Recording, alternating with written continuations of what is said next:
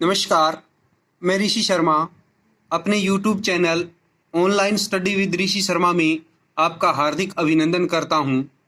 आज हम कक्षा 7 रुचिरा भाग 2 के 8वें अध्याय का अभ्यास कार्य करेंगे। पहला प्रश्न है, शुद्ध कथनस्य समक्षम आम अशुद्ध कथनस्य समक्षम न इति लिखत। शुद्ध कथनस्य शुद्ध कथन के समक्षम सामने आम आम, अशुद्ध कथनस्य अशुद्ध कथन के समक्षम सामने न इति ऐसा लिखत लिखें। शुद्ध कथन के सामने आम और अशुद्ध कथन के सामने न ऐसा लिखें। क भाग है, अस्माकं राष्ट्रस्य ध्वजे त्रयः वर्णा सन्ति। अस्माकं हमारे राष्ट्रस्य राष्ट्रीय ध्वजे झंडे में त्रयः 3 वर्णा रंग सन्ति हैं। हमारे राष्ट्र ध्वज में 3 रंग हैं। तो ये कथन क्या है? आम। ठीक है, तो क्या लिखेंगे? आम। ख भाग है, ध्वजे हरित वर्णे शांति प्रतीक अस्ति। ध्वजे झंडे में या ध्वज में हरित वर्ण हरा रंग शांति का प्रतीक अस्ति है। ध्वज में या झंडे में हरा रंग शांति का प्रतीक है। ये गलत है, तो क्या लिखेंगे? अशुद्ध कथन है तो न आ जाएगा। ग भाग है, ध्वजे केसर वर्ण है शक्त्या सूचक अस्ति। ध्वजे झंडे में या ध्वज में केसर वर्ण केसरिया रंग शक्त्या शक्ति का सूचक अस्ति है। झंडे में केसरिया रंग शक्ति का सूचक है या शक्ति का प्रतीक है। तो क्या है ये कथन? शुद्ध है, तो इसके सामने क्या लिखेंगे? आम आ जाएगा, आम लिखेंगे। घ भाग है, चक्रे 63 अर्रः सन्ति। चक्र में 30 अर्रा तीलियां सन्ति हैं। चक्र में 30 तीलियां हैं। तो ये क्या है? अशुद्ध कथन है, तो इसके सामने क्या लिखेंगे हम? न। ङ भाग है, चक्रम प्रगते धोतकम। चक्रम चक्र, प्रगते प्रगति का, धोतकम धोतक है या सूचक है। चक्र प्रगति का धोतक है या सूचक है। तो ये कथन क्या है? शुद्ध है। शुद्ध है तो क्या आएगा? आम लिखेंगे हम। प्रश्न नंबर 2, अधोलिखितेषु पदेषु प्रयुक्तानां विभक्तिं वचनं च लिखत। अधोलिखितेषु नीचे लिखे गए पदेषु पदों में प्रयुक्तानां प्रयुक्त विभक्तिम विभक्ति च और वचनम वचन लिखत लिखें। नीचे लिखे गए कथनों में प्रयुक्त विभक्ति और वचन लिखें। यहाँ बना दिया इसका, पदानी विभक्ति ही वचनम। पदानी के नीचे पद लिखेंगे, विभक्ति के नीचे विभक्ति और वचनम के नीचे वचन। जैसे एक दिया हुआ उदाहरण, त्रियाणाम। त्रियाणाम में कौन सी विभक्ति है? षष्ठी। और वचन कौन सा है? बहुवचनम। इसी प्रकार समृद्धि, समृद्धि में कौन सी विभक्ति आ जाएगी? पंचमी और षष्ठी। और वचन कौन सा आ जाएगा? एक वचनम। वर्णानाम, वर्णानाम में कौन सी है? षष्ठी। और वचन कौन सा है? बहुवचनम। उत्साहस्य, उत्साहस्य में कौन सी विभक्ति है? षष्ठी। और वचन कौन सा है? एक वचनम। नागरिकहि, नागरिकहि में कौन सी है? तृतीया। और वचन कौन सा है? बहुवचनम। सात्विकताया कौन सी विभक्ति है? षष्ठी विभक्ति। और वचनम कौन सा है? एक वचनम। प्राणानाम, प्राणानाम में कौन सा हो गया? प्राणानाम। प्राणानाम में कौन सी विभक्ति होगी? षष्ठी विभक्ति। और वचन कौन सा हो गया? बहुवचनम। सभायाम, सभायाम में विभक्ति कौन सी है? सप्तमी। और वचनम एक वचनम। प्रश्न नंबर 3 है, एक पदेन उत्तरत। एक पद में उत्तर लिखे। हम यहाँ पूरे वाक्य के अंदर बताएंगे, लिखना है। क भाग है, अस्माकं ध्वजे कति वर्णः सन्ति। अस्माकम हमारे ध्वजे झंडे में या ध्वज में कति कितने वर्णः रंग सन्ति हैं। हमारे ध्वज में कितने रंग हैं या हमारे झंडे में कितने रंग हैं। तो क्या पूरा कति की जगह हमने क्या बताना है? तो अस्माकम ध्वजे त्रय, कति मैंने कितने, त्रय मैंने 3, वर्णा रंग सन्ति हैं। हमारे झंडे में 3 रंग हैं या हमारे ध्वज में 3 रंग। क्या आ जाएगा कति की जगह? त्रय है। ख भाग है, त्रिवर्णे ध्वजे शक्त्या सूचक क वर्णे। त्रिवर्णे मैंने तिरंगे, ध्वजे मैंने झंडे में या ध्वज में, शक्त्या मैंने शक्ति का, सूचक मैंने सूचक, क मैंने कौन सा रंग है। तिरंगे झंडे में शक्ति का सूचक या शक्ति का प्रतीक कौन सा रंग है? तो क्या आ जाएगा? केसरे। वर्ण यहाँ दे रखा तो हम कै की जगह क्या लिखेंगे, केसर, या फिर सीधा लिख देंगे केसर वर्ण। तो पूरा वाक्य क्या बनेगा, त्रिवर्णे ध्वजे शक्त्या सूचक केसर वर्ण, केसर वर्ण या केसर वर्ण। ग भाग है अशोक चक्रम कस्य धोतकम अस्ति। अशोक चक्रम, अशोक चक्र कस्य किसका, धोतकम धोतक या सूचक अस्ति है। अशोक चक्र किसका सूचक है या किसका धोतक है। तो क्या होगा, अशोक चक्रम प्रगते न्यायस्य च धोतकम अस्ति। अशोक चक्रम, अशोक चक्र, प्रगते प्रगति, च और न्यायस्य न्याय का, धोतकम धोतक या सूचक अस्ति है। अशोक चक्र प्रगति और न्याय का सूचक है या प्रतीक है या द्योतक है। तो प्रगति न्याय से च द्योतकम अस्ति आएगा। घ है त्रिवर्ण ध्वज कस्य प्रतीक है। त्रिवर्ण तिरंगा ध्वज झंडा कस्य किसका प्रतीक है, प्रतीक है। तिरंगा झंडा किसका प्रतीक है, तो किसका है, स्वाभिमान से भी कह सकते हैं हम, लेकिन इस पाठ के अनुसार क्या है, त्रिवर्ण ध्वज स्वाधीनताया राष्ट्र गौरवस्य च प्रतीक है। जैसे यहाँ पाठ में आया हुआ भी है, त्रिवर्ण ध्वज स्वाधीनताया राष्ट्र गौरवस्य च प्रतीक है। तो यही आंसर हुआ, त्रिवर्ण ध्वज स्वाधीनताया राष्ट्र गौरवस्य च प्रतीक है। तिरंगा झंडा स्वाधीनता और राष्ट्र गौरव का प्रतीक है। प्रश्न नंबर 4, एक वाक्य उत्तरत, एक वाक्य में उत्तर दें।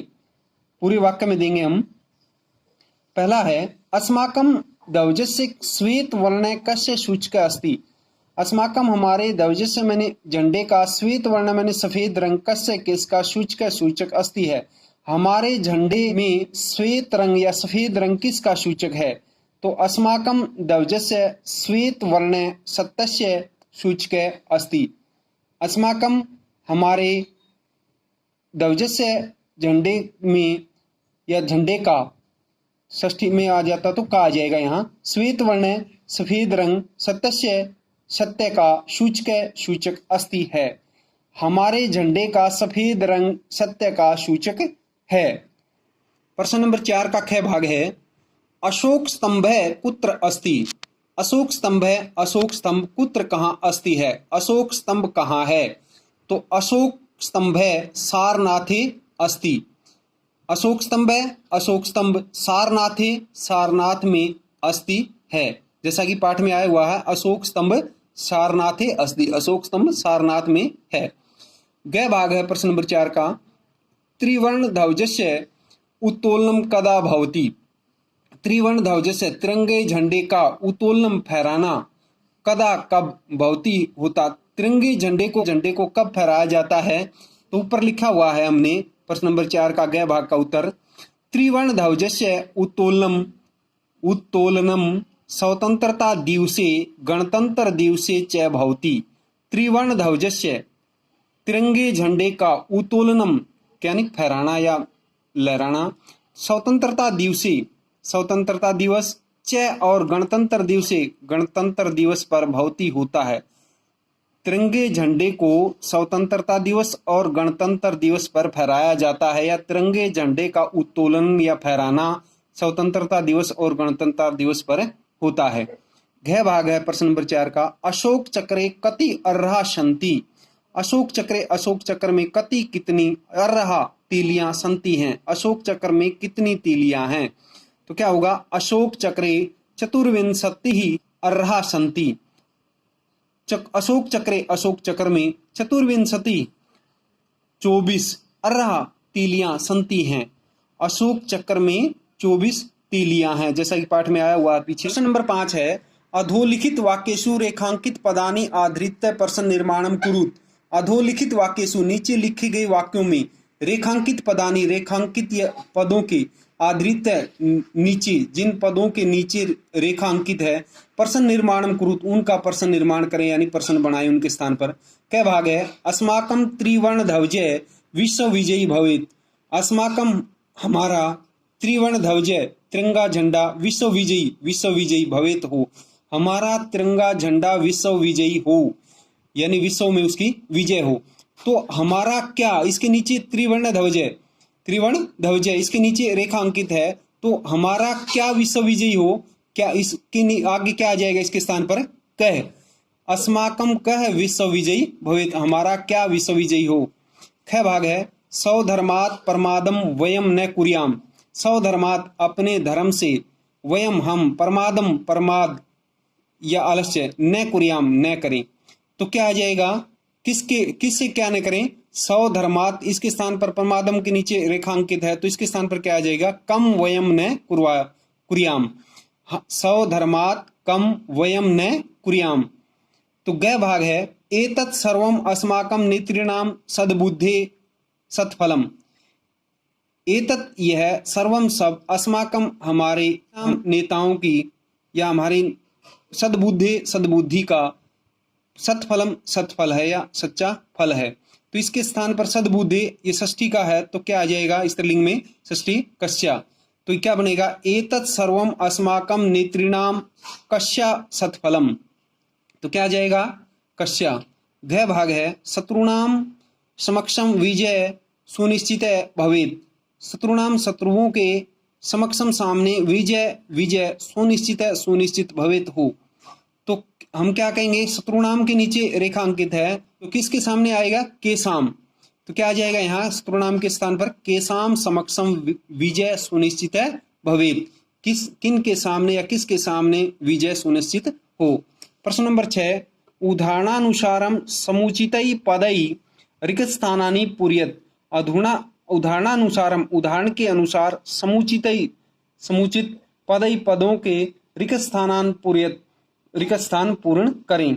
जैसे शब्दा दिए हुए हैं विभक्ति ऊपर लिखा हुआ एक वचनम द्विवचनम बहुवचनम, जैसे एक उदाहरण दिया हुआ है पटिका, इसमें कौन सी विभक्ति, षष्ठी विभक्ति जैसे बनानी है हमने तो उसकी क्या बनेगी पटिकाया पटिकयो पटिका नाम, ये उदाहरण दिया हुआ है। जैसे यहाँ दिया हुआ अग्निशिखा, इसकी सप्तमी विभक्ति लिखनी है हमने तो इसका एक वचन दिया हुआ है अग्निशिखायाम, द्विवचन और बहुवचन बनाने हैं।